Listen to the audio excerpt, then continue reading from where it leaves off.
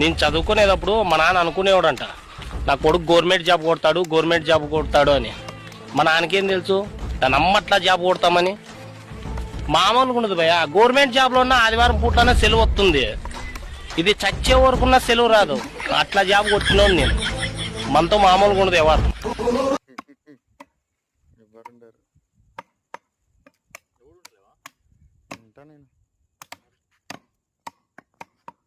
నేను 4 గంటలకు వెళ్ళిపోతా.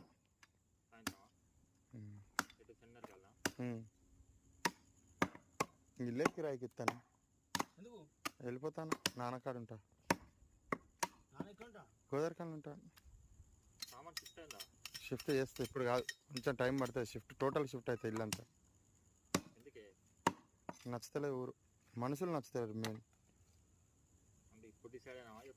అది ఎప్పటి నుంచో అనుకున్నా, ఇయ్యాడు దెబ్బకి ఇంకా ఇంత మైండ్ విరక్తి వచ్చింది.